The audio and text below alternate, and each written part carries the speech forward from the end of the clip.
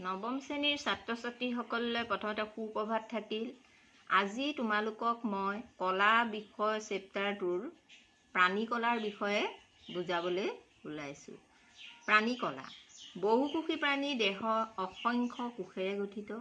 এই কোষবোৰৰ আকাৰ গঠন আৰু কাম বেলেগ বেলেগ। প্ৰাণী দেহৰ প্ৰয়োজনীয় সকলো ক্ৰিয়া সম্পন্ন কৰিবৰ বাবে এবিধ কোষে এক বা একাধিক ক্ৰিয়া পৰিচালনা কৰে। উদাহৰণস্বৰূপে আমি যেতিয়া উশাহ লওঁ তেতিয়া আমাৰ বুকুখন লৰচৰ কৰা অনুভৱ কৰোঁ। এই অংগবোৰে কেনেকৈ লৰচৰ কৰে? ইয়াৰ কাৰণ হৈছে যে দেহত এবিধ বিশেষ কোষে সংঘবদ্ধ হৈ কলাৰ সৃষ্টি কৰে।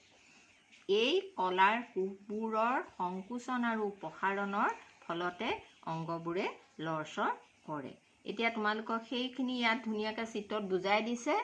তাৰপিছতে এতিয়া আহিলে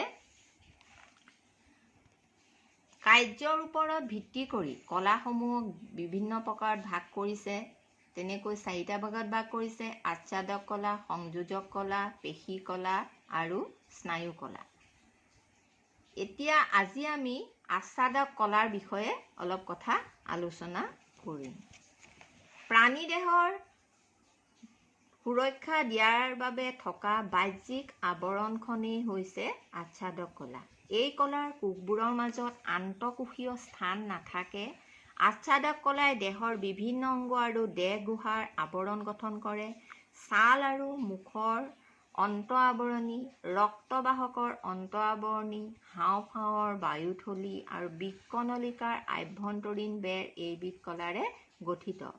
আচ্ছাদক কলাৰ কোষবোৰ ইটোৱে সিটোৰ লগত আতিলকৈ লাগি থাকে কাৰণে এখন আৱৰণৰ দৰে দেখা যায়। কোষবোৰৰ মাজত আঠাজাতীয় দ্ৰব্য নাথাকে আৰু আন্তঃকোষৱৰ্তী স্থান পোৱা নাযায়। দেহৰ যিকোনো স্থানত কোনো বস্তু প্ৰৱেশ কৰোঁতে বা দেহৰ পৰা ওলাই যাওঁতে আচ্ছাদক কলা ভেদ কৰিব লাগিব।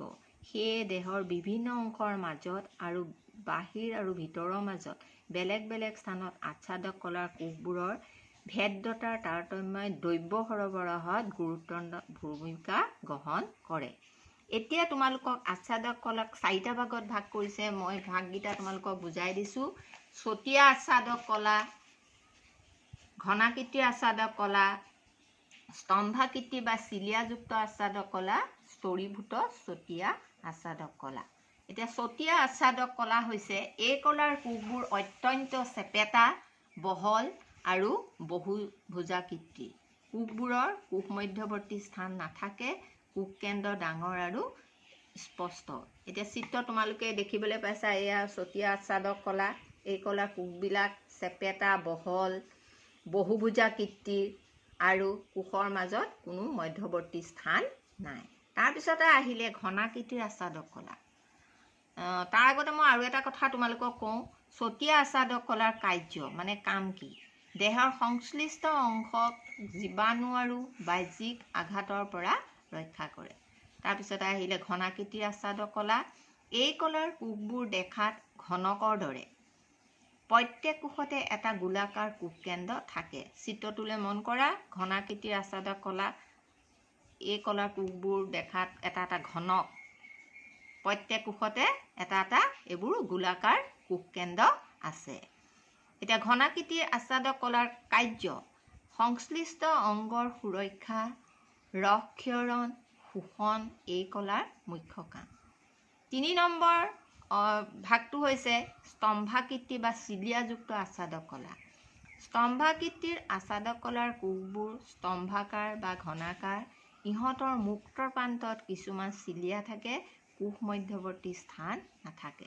এতিয়া সেই ঘনাকৃতি বা স্তম্ভাকৃতি বা চিলিয়াযুক্ত আচ্ছাদক কলা এইটো চিত্ৰ দেখুৱাই দিছে তোমালোকক। ইয়াত তোমালোকে চালেই গম পাবা যে কোষবিলাক স্তম্ভাকাৰ বা ঘনাকাৰ। ইহঁতৰ মুক্ত প্ৰান্তত এইবিলাক চিলিয়া আছে। কোষ মধ্যৱৰ্তী স্থান ইয়াত নাই। এই কলাৰ কাৰ্য হৈছে চিলিয়াবোৰৰ সঞ্চালনৰ ফলত শ্লেষ্মা নিৰ্দিষ্ট দিশত স্থানান্তৰিত হয়। তাৰপিছত 4 নম্বৰ ভাগটো হৈছে স্তৰীভূত ছটিয়া আচ্ছাদক কলা। এই কলাৰ কোষবোৰ একাধিক তৰপেৰে গঠিত। তোমালোকে কিনাৰৰ চিত্ৰটোত মন কৰা। এইটো এটা স্তৰীভূত ছটিয়া আচ্ছাদক কলা।